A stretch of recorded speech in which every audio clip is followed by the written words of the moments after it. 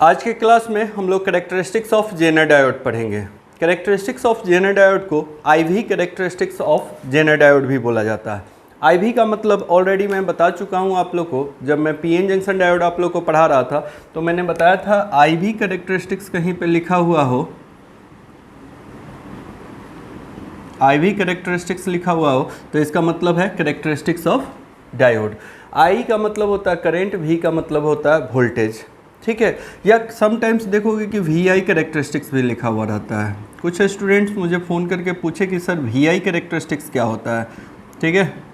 तो IV characteristics को he sometimes VI characteristics बोलते हैं, या इसको शॉर्ट में कैरेक्टरिस्टिक्स ऑफ जेनर डायोड भी बोला जाता है, इसलिए आप लोग कन्फ्यूज नहीं होइए। IV का मतलब करेंट वोल्टेज कैरेक्टरिस्टिक्स है और VI का मतलब वोल्टेज करेंट कैरेक्टरिस्टिक्स है, और ये सारा चीज़ एक ही है। और मैं आप लोग को बता चुका हूँ कि कैरेक्टरिस्टिक्स ऑफ जो भी डायोड के बारे में या आगे और भी कंपोनेंट्स के बारे में जब कैरेक्टरिस्टिक्स पढ़ेंगे तो कैरेक्टरिस्टिक्स जो होता है एक ग्राफिकल रिप्रेजेंटेशन होता है।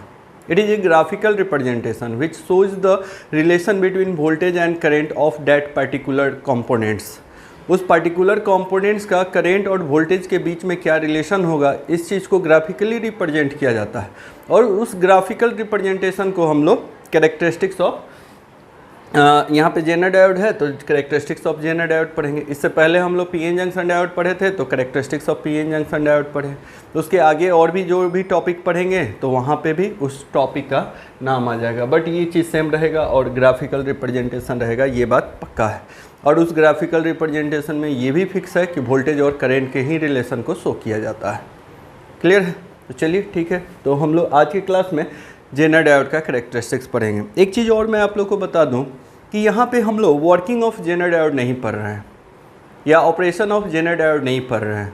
आपके सिलेबस में भी नहीं दिया हुआ पढ़ने के लिए, ज़रूरत भी नहीं है पढ़ने का, मेरे अनुसार ज़रूरत भी नहीं है पढ़ने का। अगर आपको वर्किंग ऑफ जेनर डायोड लिखने के लिए आता है ना तो आप PN जंक्शन डायोड का वर्किंग लिख देना, ठीक है। ऑलरेडी मैं बता चुका हूँ कि कोई डायोड जो होता है कैसे वर्क करता है, ठीक है। तो उसका दो वर्किंग मोड होता है, फॉरवर्ड बायस में और रिवर्स बायस में। फॉरवर्ड बायस क्या होता है, रिवर्स बायस क्या होता है, ऑलरेडी आप लोग जानते हो। जैसे मान लो ये कोई डायोड है, ठीक है, थोड़ा सा मैं हिंट्स कर देता हूँ, ठीक है। सेम ही वर्किंग होता है, P टाइप ये सेमीकंडक्टर हो गया, ये N टाइप सेमीकंडक्टर हो गया, यहाँ पे एनोड कनेक्टेड होता है, यहाँ पे कैथोड टर्मिनल होता है। अब इसको फॉरवर्ड बायस करते हैं तो कैसे फॉरवर्ड बायस करते हैं, P को पॉजिटिव से N को negative terminal of voltage source से कनेक्ट करते हैं, ठीक है। और हम लोग जानते हैं कि यहाँ पे होल्स मेजॉरिटी चार्ज कैरियर्स होता है और N टाइप में इलेक्ट्रॉन्स मेजॉरिटी चार्ज कैरियर्स होता है, जानते हैं ना। तो जब ये वोल्टेज अप्लाई करोगे, ये फॉरवर्ड वोल्टेज अप्लाई करोगे तो ये प्लस वोल्टेज और यहाँ पे माइनस वोल्टेज, ये प्लस वोल्टेज होल्स पे रिपल्सन फोर्स लगाएगा तो ये जंक्शन की तरफ जाएगा। ये माइनस वोल्टेज इलेक्ट्रॉन्स पे रिपल्सन फोर्स लगाएगा तो इलेक्ट्रॉन्स डिप्लीशन लेयर की तरफ यानी कि PN जंक्शन की तरफ आएगा। होल्स और इलेक्ट्रॉन्स दोनों डिप्लीशन लेयर के तरफ जाएगा, और जैसे जैसे इस वोल्टेज का वैल्यू इंक्रीज करोगे इसका विड्थ जो है डिक्रीज करता है। ये W का वैल्यू क्या होता है, डिक्रीज करता है। और जैसे ही इस वोल्टेज का वैल्यू कट इन वोल्टेज यानी कि 0.7 वोल्ट पे पहुंचेगा, ये डिप्लीशन लेयर वैनिश हो जाएगा और इलेक्ट्रॉन जो है N लेयर से P लेयर में और होल्स P लेयर से N लेयर में ऐसे चार्ज कैरियर्स जंक्शन से क्रॉस करने लगते हैं। अब इनके मूवमेंट के कारण एक करंट प्रोड्यूस होगा और उस करंट को हम लोग फॉरवर्ड करंट बोलेंगे और उसको I से या IF से रिप्रेजेंट करते हैं। क्लियर है? और इसका डायरेक्शन जो होता है एनोड टू कैथोड होता है। और यहाँ जेनर डायोड में भी यही चीज़ हो रहा है, जेनर डायोड में भी यही चीज़ होता है। देखोगे कोई भी बुक में वर्किंग नहीं दिया हुआ रहता जेनर डायोड का। क्यों नहीं दिया हुआ है? क्योंकि PN जंक्शन डायोड की तरह ही ये काम करता है। आपको भी समझना होगा, आपको हम समझा भी दिए यहाँ पे। अब कहोगे सर इसका भी कट इन वोल्टेज 0.7 वोल्ट होगा क्या जेनर डायोड का, तो बिल्कुल 0.7 वोल्ट ही लिखेंगे, ठीक है। एक्चुअली जो ये कट इन वोल्टेज होता है ना, ये कट इन जो वोल्टेज होता है जहाँ पे ये जंक्शन ब्रेकडाउन होता है उसको कट इन वोल्टेज बोलते हैं, ठीक है। ऑलरेडी मैं PN जंक्शन डायोड में बता चुका हूँ ये सारा बात, ठीक है। तो जो कट इन वोल्टेज होता है ना उसका रेंज होता है 0.5 से लेके 0.9 वोल्ट के बीच में। तो जेनर डायोड का भी कट इन वोल्टेज लगभग वही होता है। हम लोग ये पढ़े थे कंस्ट्रक्शन में कि जो जेनर डायोड होता है उसका डिप्लीशन विड्थ थोड़ा सा कम होता है। PN जंक्शन डायोड से अगर कंपेरिजन किया जाए तो उससे इसका जो विड्थ होता है वो थोड़ा सा कम होता है, ठीक है। बट कम होने के बावजूद भी इसका cut in voltage almost 0.7 volt के आसपास आएगा। थोड़ा सा कम आएगा, जैसे मान लो 0.6 आ जाएगा या कभी 0.7, फिक्स नहीं रहता है, ये इसके बीच में कहीं भी आ जाता है। बट 0.7 ही हम लोग क्यों बोलते हैं, ये इसका टिपिकल वैल्यू होता है। एक्चुअली थोड़ा सा ध्यान से सुनोगे, बहुत बार डायोड का जब हम लोग न्यूमेरिकल करते हैं तो वहाँ पे कट इन वोल्टेज का ज़रूरत होता है। तो यूनिवर्सल वैल्यू क्या होगा कट इन वोल्टेज का, अगर सिलिकॉन का होगा तो 0.7 वोल्ट होगा, बट प्रैक्टिकली इसका वैल्यू 0.5 से लेकर 0.9 के बीच में आता है। जब मैं कैरेक्टरिस्टिक्स पढ़ा रहा था पीएन जंक्शन डायोड का, तो देखे होगे हम पूरा प्रोसेस से बताए थे। मैंने बताया था कि इसको लैब में इसका प्रैक्टिकल किया जाता है और प्रैक्टिकल करके जो एब्जॉर्ब किया गया उसका वैल्यू, उस वैल्यू के अनुसार ग्राफ ड्रॉ किया जाता है। ये बात आप लोग को ऑलरेडी बताया है VI characteristics of PN junction diode में या IV characteristics of PN junction diode में। तो जब लैब परफॉर्म किया जाता है तो देखा गया क्या कि 0.5 से लेकर 0.9 के बीच में कहीं भी कट इन वोल्टेज आ जाता है, यानी कि डायोड कंडक्ट करना स्टार्ट कर देता है। ठीक है, बट अब ये जो वैल्यू होता है ये तो एक रेंज हो गया।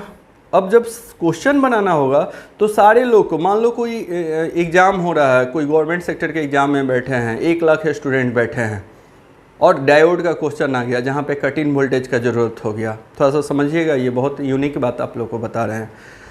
अब सारे बच्चे कट इन वोल्टेज का ज़रूरत पड़ा तो सारे स्टूडेंट जो हैं, बच्चे मतलब स्टूडेंट है ना, आप लोग तो बच्चे ही हो थोड़ा अकल के कच्चे हो, ऐसा नहीं है। आप लोग का जो एज ग्रुप है ना, इसमें आदमी सबसे ज़्यादा समझदार होता है ना, अपने आप को सबसे ज़्यादा समझदार समझता है इस एज ग्रुप में, जिस एज ग्रुप में आप लोग हो, बट होते नहीं हो।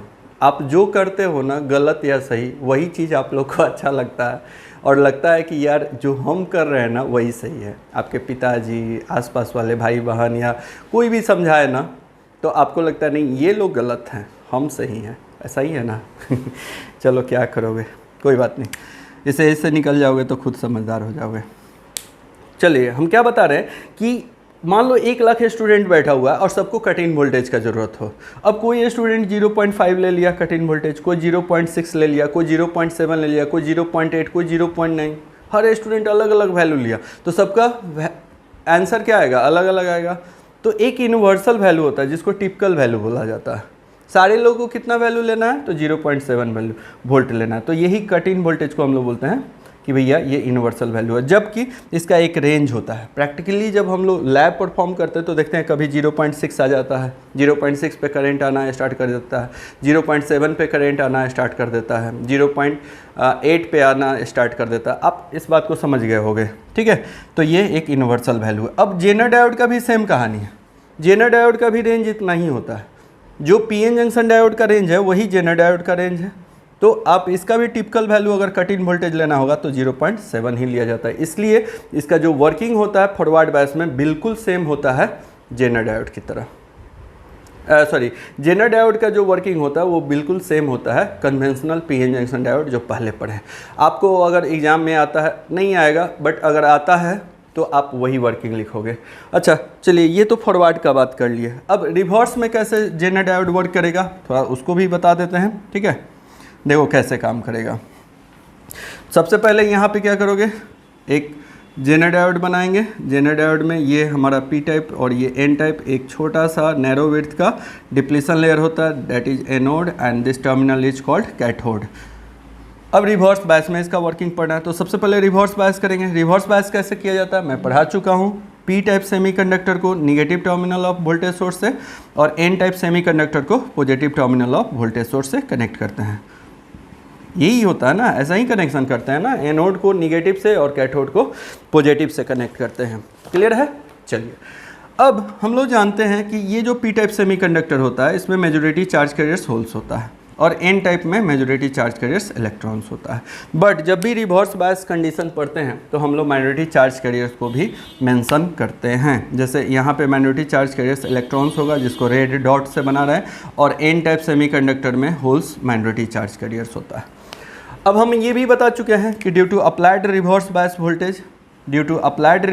Voltage majority charge carriers move away the junction, मतलब जंक्शन से बाहर जाता है। इधर का इलेक्ट्रॉन्स भी जंक्शन से बाहर जाएगा।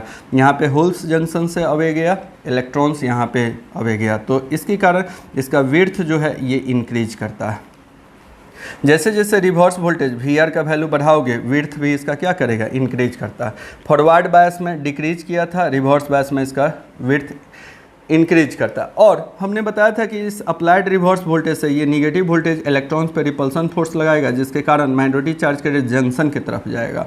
यहाँ पे होल्स भी माइनॉरिटी चार्ज कैरियर से इस पे पॉजिटिव वोल्टेज अप्लाई होगा, तो होल्स भी जंक्शन को क्रॉस करेगा, और इसके मूवमेंट के कारण माइनॉरिटी चार्ज कैरियर जंक्शन को क्रॉस करेगा, तो इसके कारण एक करंट उत्पन्न होता है, जिसको हम लोग लीकेज करंट या रिवर्स सैचुरेशन करंट बोलते हैं, और इसको I0 से रिप्रेजेंट किया जाता है। और इसका जो डायरेक्शन होता है वो कैथोड टू एनोड होता है। ये सारा बात जो है ऑलरेडी हम बता चुके हैं। अगर आपको नहीं समझ में आया तो पीएन जंक्शन डायोड जाइए, पढ़िए, फिर से पढ़िए, 3 बार पढ़िए, 4 बार पढ़िए, 10 बार पढ़िए, पढ़ते रहिए, पढ़ते रहिए, पढ़ते रहिए, समझते रहिए है ना। तो चलिए ठीक है, ऐसे हम लोग ऑलरेडी जानते हैं। और हमने ये भी बताया था कि रिवर्स बायस वोल्टेज का वैल्यू एक टाइम में ऐसा आएगा कि बढ़ाते गए लीकेज करंट का वैल्यू बढ़ते गया, एक टाइम आएगा कि रिवर्स में भी जंक्शन ब्रेक डाउन हो जाता है। और रिवर्स में जो जंक्शन ब्रेक डाउन होता है वो 2 कारण से होता है, वो भी एक अलग टॉपिक हम पढ़ा चुके हैं। ब्रेक डाउन 2 तरीके से रिवर्स में ब्रेक डाउन होता है। रिवर्स ब्रेक डाउन एक टॉपिक हम आप लोगों को पढ़ाए हैं, एक को हम लोग अवलांचे ब्रेक डाउन बोलते हैं, दूसरे को जेनर ब्रेक डाउन बोलते हैं। और मैंने वहाँ पे आप लोगों को बहुत अच्छे से बताया है कि जब ये मॉडरेट डॉप्ड होगा या लाइटली डॉप्ड होगा, दोनों सेमीकंडक्टर लेयर P टाइप और N टाइप, तो वहाँ पे अवलांचे ब्रेक डाउन होगा। और जब ये हेवली डॉप्ड होता है तो जेनर ब्रेक डाउन होता है। और आज का क्लास में हम लोग जेनर डायोड पढ़ेंगे, और जेनर डायोड का ये जो दोनों लेयर होता है ये हेवली डॉप्ड होता है। तो पहले ही मैं आप लोगों से एक क्वेश्चन पूछना चाह रहा हूँ, मन में ही जवाब दे देना, ठीक है, ईमानदारी से जवाब देना। अगर वो जवाब सही हुआ गलत हुआ, जब हम जवाब देंगे तो मैच कर लेना और खुद से समझ लेना कि तुम्हारा कितना अंडरस्टैंडिंग है सब्जेक्ट पे। यहाँ पे कौन सा ब्रेकडाउन होगा, जेनर डायोड में कौन सा ब्रेकडाउन होगा। ये P टाइप और N type semiconductor heavily doped है। मैं पिछले क्लास में कंस्ट्रक्शन में बता चुका हूँ 1:10⁵ यहाँ पे कंसंट्रेशन लेवल है, हेवली डॉप्ड है। तो यहाँ पे कौन सा ब्रेकडाउन होगा, ऑब्वियसली जेनर ब्रेकडाउन होगा। कौन सा ब्रेकडाउन होगा, तो जेनर ब्रेकडाउन होगा। क्लियर है, इसीलिए इसका तो नाम है जेनर डायोड, क्योंकि यहाँ पे जेनर ब्रेकडाउन होता है। क्यों इसका नाम है ऐसे, इसका नाम का कारण अलग है, हम बताने वाले हैं। एक अमेरिकन साइंटिस्ट थे सी जेनर, जिनका नाम था सी जेनर, ठीक है। उन्होंने ही पीएन जंक्शन डायोड बनने के बाद जेनर डायोड का इन्वेंशन किया था, और उन्होंने ही बताया था कि अगर डॉपिंग लेवल बढ़ा दोगे तो जेनर ब्रेकडाउन होगा। और जेनर ब्रेकडाउन का क्या क्या प्रॉपर्टी होता है आज के क्लास में कैरेक्टरिस्टिक्स में हम लोग पढ़ेंगे। तो चलिए ये सारा बात बाद में डिस्कशन करेंगे, जेनर ब्रेकडाउन क्या होता है, ये सारा चीज़ क्या होता है, बाद में कैरेक्टरिस्टिक्स में पढ़ते हैं। फिलहाल अभी इतना समझिए कि जब वर्किंग आएगा, अगर मान लो आ जाता है लिखने के लिए, आएगा नहीं बट आ जाता है, तो आप वही डायोड वाला छाप देना, पीएन जंक्शन डायोड वाला, सेम टू सेम वर्किंग है। आया बात समझ में। चलिए हम लोग कैरेक्टरिस्टिक्स स्टार्ट करते हैं, ठीक है। अब देखो इसका जो कैरेक्टरिस्टिक्स होता है ये 2 पार्ट में इसको डिफाइन किया जाएगा। फॉरवर्ड में अलग कैरेक्टरिस्टिक्स होता है, रिवर्स में अलग कैरेक्टरिस्टिक्स होता है। तो हमने देखो लिखा है the characteristics of Zener diode is divided into 2 parts. A में लिखा फॉरवर्ड कैरेक्टरिस्टिक्स और बी में लिखा है रिवर्स कैरेक्टरिस्टिक्स। ये वाला जो पार्ट होता है ये फॉरवर्ड कैरेक्टरिस्टिक्स है, फॉरवर्ड कैरेक्टरिस्टिक्स।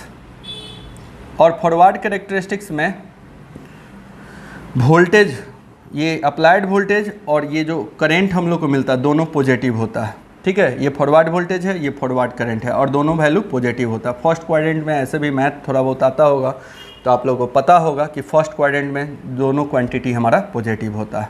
तो ये फॉरवर्ड कैरेक्टरिस्टिक्स है। दूसरा ये वाला जो सेक्शन है this is the reverse characteristics, reverse characteristics, and in this class we will discuss about forward and reverse in details, ठीक है। characteristics डिस्टिक्स होता है ना, हाँ चलो ठीक है।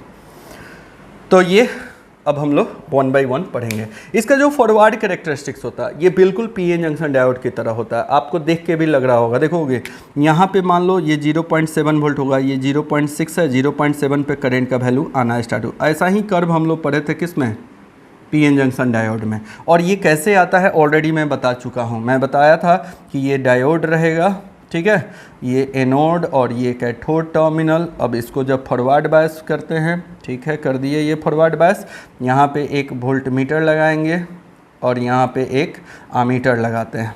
वोल्टमीटर से वोल्टेज मेजर करते हैं इसके क्रॉस का, डायोड के क्रॉस का, और इस आमीटर से करंट को मेजर करते हैं और इन दोनों का रीडिंग लेते हैं। और जब रीडिंग आ जाता है, धीरे धीरे यहाँ से फॉरवर्ड वोल्टेज का वैल्यू, इसके वोल्टेज के वैल्यू को बढ़ाते हैं, यहाँ से वोल्टेज का रीडिंग लेते हैं, करंट का रीडिंग लेते हैं, और जब रीडिंग मिल जाता है तो उसके लिए एक ग्राफ ड्रॉ करते हैं, तो ऐसा ग्राफ आ जाता है, ये एक एक्सपोनेंशियल लाइन आ जाता है। और यहाँ पे भी जेनर डायोड में सेम ऐसा ही कैरेक्टरिस्टिक्स आता है जैसे PN junction, conventional PN junction diode का आया, ठीक है। ये बात भी अगर आपको समझना है, बहुत अच्छे से समझना है, तो मेरा फॉरवर्ड कैरेक्टरिस्टिक्स वाला जाके वीडियो देखिए पीएन जंक्शन डायोड का, वहाँ पे सेम चीज़ है। मैक्सिमम बुक्स में तो फॉरवर्ड कैरेक्टरिस्टिक्स दिया भी हुआ नहीं है, क्योंकि जेनर डायोड को स्पेशली जाना जाता है रिवर्स के लिए। इसको मैं शुरू इंट्रोडक्शन क्लास में ही मैं आप लोग को बता चुका हूँ कि जेनर डायोड को हमेशा रिवर्स बायस में यूज किया जाता है। इसको स्पेशली डिज़ाइन किया गया है, ये एक स्पेशल डायोड है, स्पेशली डिज़ाइन किया गया है रिवर्स बायस में वर्क करने के लिए, और वो भी ब्रेकडाउन रीजन में, ठीक है। और बताने वाले हैं कि ब्रेकडाउन रीजन में ऐसा क्या इसमें खासियत होता है भाई, जिसके कारण इसको ब्रेकडाउन रीजन में ही यूज किया जाता है। तो फॉरवर्ड कोई मायने ही नहीं रखता, हम तो ज़बरदस्ती का लिख दिए हैं। और किसी बुक्स में अगर फॉरवर्ड कैरेक्टरिस्टिक दिया हुआ तो एक ही लाइन लिखा हुआ रहता है, वो देख लोगे क्या, ये पहला लाइन देखोगे, ए में फॉरवर्ड कैरेक्टरिस्टिक्स में हमने क्या लिखा है, the forward characteristics of Zener diode are similar to conventional PN junction diode. जो फॉरवर्ड कैरेक्टरिस्टिक्स होता है जेनर डायोड का, ये सिमिलर होता है कन्वेंशनल पीएन जंक्शन डायोड का। बात यहीं पे ख़त्म, इतना ही राइटर लोग लिख कर निकल जाते हैं। और आपको डिटेल्स में समझना है तो फिर से वही चीज़, इसका भी जब हम बता दिए कि कट इन वोल्टेज वही होता है, तो 0.7 पे ये कंडक्ट करना स्टार्ट कर देता है। जब वर्किंग सेम है तो ऑब्वियसली कैरेक्टरिस्टिक्स भी क्या होगा, सेम होगा। आगे बात समझ में। एक लाइन और हमने लिखा है, the cut in voltage is equal to 0.7 volt also. इसका भी कट इन वोल्टेज 0.7 वोल्ट होगा, ठीक, फॉरवर्ड में, ये बात याद रखना। कट इन वोल्टेज का वैल्यू, ये फॉरवर्ड के लिए कैरेक्टरिस्टिक पता है, तो ये फॉरवर्ड का। अब आइए इसका जो स्पेसिफिकेशन है, ये स्पेशली जिस चीज़ के लिए जाना जाता है उस पर डिस्कशन करेंगे। इस पर बहुत सारा पॉइंट्स हम लोग डिस्कशन करेंगे। अभी जो पॉइंट बोर्ड पे लिखे हैं ये बहुत कम पॉइंट्स हैं, ठीक है। बी में हमने हेडिंग दे रखा है रिवर्स कैरेक्टरिस्टिक्स, ठीक है। रिवर्स कैरेक्टरिस्टिक्स कैसे मिलता है, तो इसमें क्या होता है कि जैसे जैसे रिवर्स वोल्टेज, ये देखो माइनस भी लिखा है, यानी कि ये रिवर्स वोल्टेज है। जैसे जैसे रिवर्स वोल्टेज बढ़ाया जाता है, यहाँ पे एक लीकेज करंट फ्लो होता है, बट ये लीकेज करंट कांस्टेंट है। मान लो यहाँ पे कुछ वैल्यू होगा तो ये वैल्यू क्या होगा, कांस्टेंट होगा, ठीक है। और एक टाइम ऐसा आता है कि जब रिवर्स वोल्टेज का वैल्यू बढ़ाते जाते हो, एक ऐसा वोल्टेज वैल्यू रिवर्स का जहाँ पे ये जंक्शन रिवर्स में ब्रेकडाउन हो जाता है। जंक्शन क्या हो जाता है, रिवर्स में भी जंक्शन ब्रेकडाउन होता है, आप लोग को बता चुके हैं, और उसको हम लोग जेनर ब्रेकडाउन बोलेंगे। और जब ये जंक्शन ब्रेकडाउन होगा तो ये अचानक से इसका करंट का वैल्यू बढ़ जाता है और ये वोल्टेज जो होता है कांस्टेंट रह जाता है।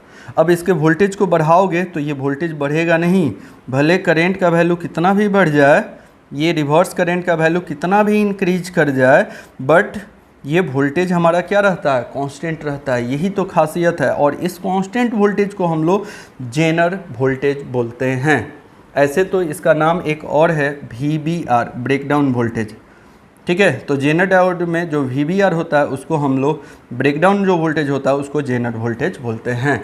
और जेनर वोल्टेज स्ट्रिक्टली कांस्टेंट होगा, जबकि पीएन जंक्शन डायोड में थोड़ा सा समझोगे, पीएन जंक्शन डायोड का जो कैरेक्टरिस्टिक्स होता है उसके कैरेक्टरिस्टिक्स में और जेनर डायोड के कैरेक्टरिस्टिक्स में देखो क्या डिफरेंस होता है। ये ग्राफ उसका ऐसे जाता है, पीएन जंक्शन डायोड जो पढ़ चुके हैं ऐसे जाता है, यानी कि इसमें वोल्टेज भी क्या कर रहा है, इंक्रीज कर रहा है, और इंक्रीज करने के कारण यहाँ पे करंट भी ब्रेकडाउन वोल्टेज के बाद भी ये वोल्टेज इंक्रीज किया जाता है, मतलब हो जाता है। बट जेनर डायोड में ऐसा नहीं होता। ये जब एक बार जंक्शन रिवर्स में ब्रेकडाउन हो गया तो ये वोल्टेज क्या हो जाता है, कांस्टेंट हो जाता है, ठीक है।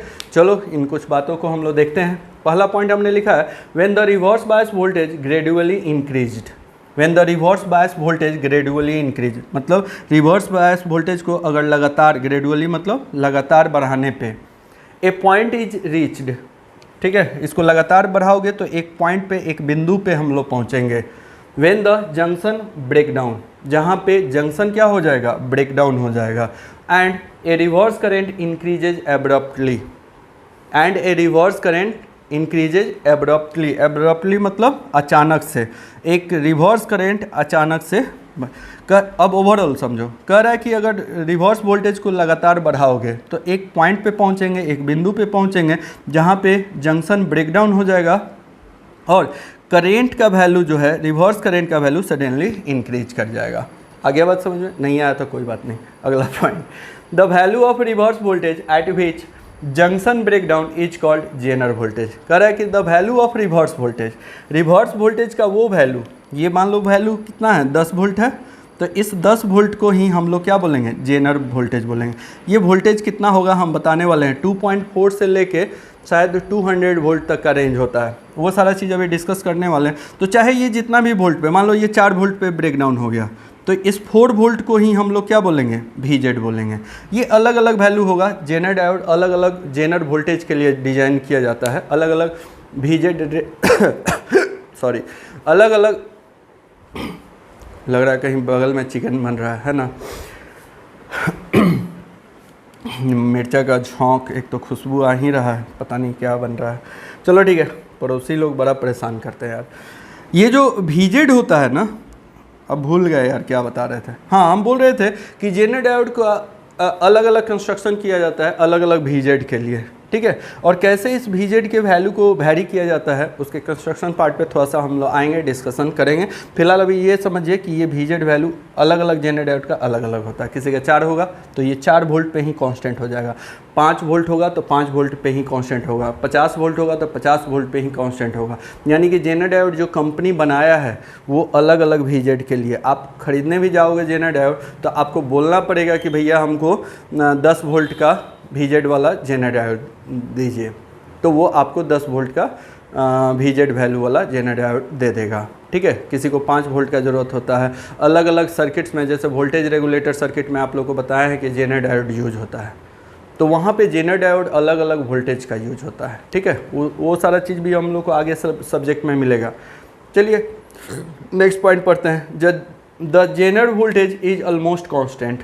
कह रहा है कि जो जेनर वोल्टेज होता है ये ऑलमोस्ट कांस्टेंट होता है, ठीक है, ये दम कांस्टेंट होना ही है। अगला point, 2 things happen when VZ is reached. 2 चीज़ होगा जब हम लोग VZ पे पहुंच जाते हैं। VZ मतलब रिवर्स वोल्टेज का वैल्यू जब VZ के बराबर हो जाता है, ठीक है। क्या होगा भाई, कौन सा चीज़ होगा, तो पहला पॉइंट लिखे, the diode current increases rapidly. The diode current यानी कि ये जो रिवर्स करेंट है ये रैपिडली मतलब लगातार बढ़ेगा, ठीक है, कोई दिक्कत नहीं है, बट ये वोल्टेज कांस्टेंट रहेगा। अगला point, the reverse voltage VZ across the diode remains almost constant. ये करंट तो बढ़ा बट VZ का वैल्यू रिमेन्स कांस्टेंट रहेगा।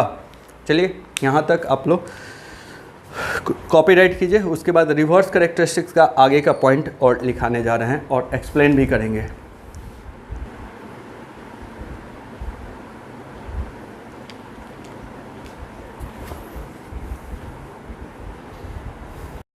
अब नेक्स्ट कुछ पॉइंट्स देखेंगे रिवर्स कैरेक्टरिस्टिक्स का, जो कि काफ़ी इंपॉर्टेंट है, ठीक है। ये रिवर्स कैरेक्टरिस्टिक्स का ही कुछ पॉइंट्स है, जहाँ तक लिखे थे उसके बाद वाला पॉइंट्स है।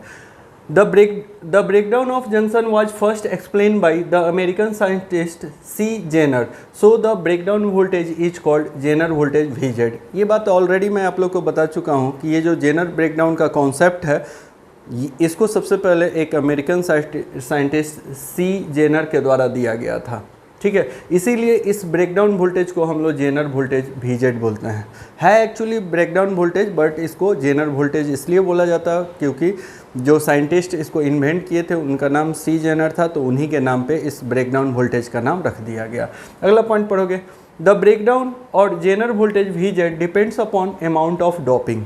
जो ब्रेकडाउन वोल्टेज होता है या VZ वैल्यू होता है जिसको जेनर वोल्टेज बोलते हैं, इसका जो वैल्यू यहाँ पे ब्रेकडाउन वोल्टेज और जेनर वोल्टेज एक ही होता है, ठीक है, ऑलरेडी आप लोग जान रहे हो।